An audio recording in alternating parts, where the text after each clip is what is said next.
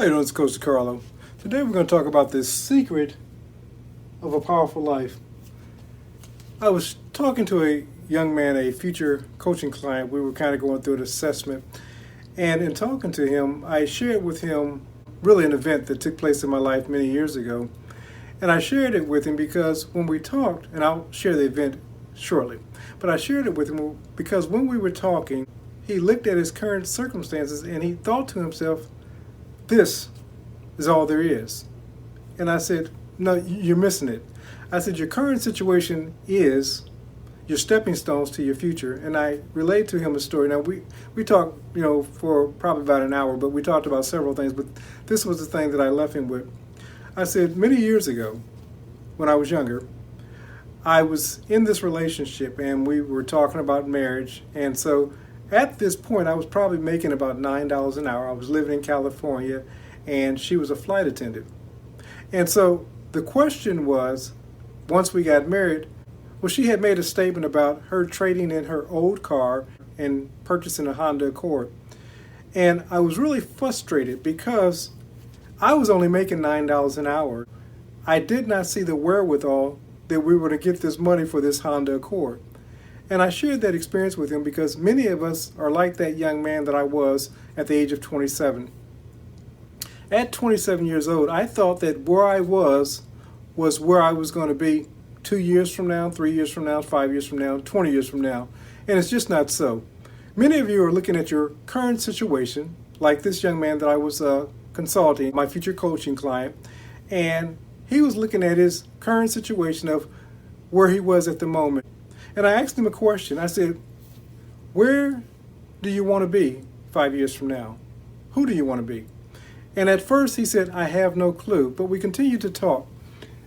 And the secret to living a powerful life is you have to give your subconscious mind something to work with. If the question is, where do you want to be a year from now, 5 years from now, 10 years from now, 20 years from now, and your answer is, I don't know, then that's pretty much where you're going to be because you're not giving subconscious mind anything to work with. But as we continued to talk, he discovered what he was passionate about and what he wanted to do. So we were able to shift the direction and begin to see him as a powerful being, a powerful creator in that place. I want to share with you a quote by Shakespeare from his play Antony and Cleopatra. It says, he which is was wished until he were. Now, that doesn't sound like it makes sense from our present day vernacular, but what it's saying was he had a vision of himself until he fulfilled that vision. Once you give your mind something to work with, and this is what I do, I help my clients discover who it is that they want to be and then begin living from that end. But a lot of times, people are scared to be what they imagine themselves to be. Reason being because of indoctrination, upbringing, religion. This gentleman saw himself being this great financer of business, and he didn't see how this was going to happen. I told him his was not to worry about how this was going to happen. And he saw some other things that I won't go into, but in seeing these other things, now we had something to give the subconscious mind to work with. And what I do realize with this young man, he's going to be the greatest in his field. He's going to be a powerful influencer. He's going to transform the world because in our conversations, he shared some things with me that were extremely powerful. And he realized his own power. But a lot of times we shy away from that power because we say, who are we to see ourselves as being great, wonderful, to acknowledge ourselves as being lovable? Who are we? And we start dumbing down who it is that we are. We start dumbing down ourselves for those around us. We don't want to walk into our workplace as being somebody who's capable because, see, if we walk in there as somebody's capable, maybe somebody's going to judge us. We don't want to get on YouTube and talk from a place of power because if we get on YouTube and talk from a place of power, somebody's going to judge us. We don't want to be in our families and be the powerful one because if we're the powerful ones in our family, somebody's going to judge us. Who are you not to be powerful? Who are you not to be brilliant? Who are you not to be lovely? He which is was wished until he were. Who is it that you see yourself being Do you see yourself as being powerful, capable, brilliant? Many people believe that, well, when I get to that place, then I'll be brilliant, then I'll be strong. No, it doesn't work like that. Anybody that you see operating from a place of greatness, they started living out their greatness before they stepped into their greatness. If you want to be powerful, you have to start being powerful where you're at. In those two jobs, be the most powerful, the most gifted, the most promising employee in that workplace. Begin to show yourself. Don't go into your workplace saying, I hate this job. I can't stand it. I can't wait till I step into my greatness. No, you'll never step into your greatness if you're operating from that mindset. You walk into that job as being powerful. What do all these people have in common? Alexander the Great, Napoleon, George Washington, Abraham Lincoln, Ayanna Van Zandt, Oprah Winfrey, Warren Buffett, Steve Jobs, Bill Gates, Albert Einstein.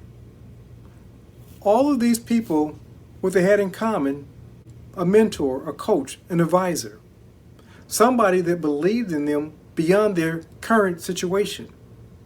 When you align yourself with people who believe in you powerfully, then you can begin being a powerful being. And it's not that you need that person, but sometimes we need someone else to affirm what it is that we believe about ourselves. And sometimes believe beyond what we believe about ourselves. This is what a coach will do for you. When you partner with a powerful coach who can see your gifts and your talents and see all that you're capable of becoming, then you can walk into your greatness because you have somebody else that believes in you. Jesus would often tell those who were healed, when you're on the way, tell no man.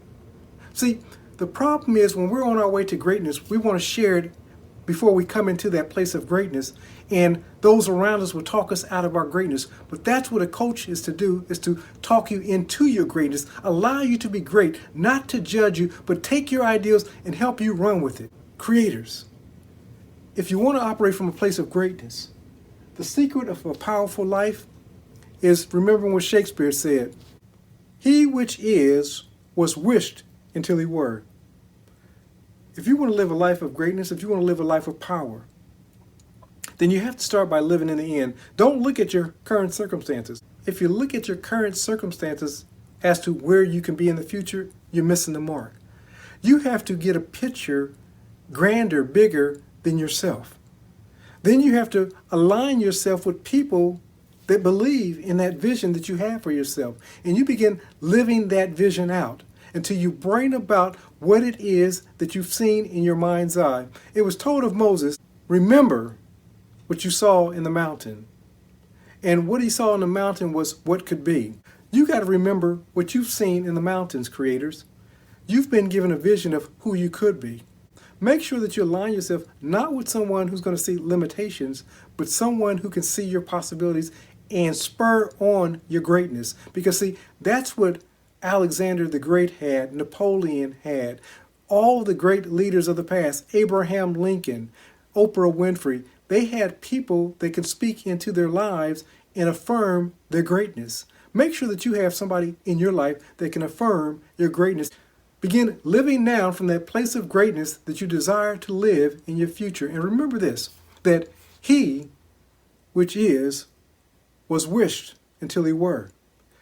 When you begin to operate from the place of being, when you know that you know that you know, the thing that you desire to manifest is already a reality.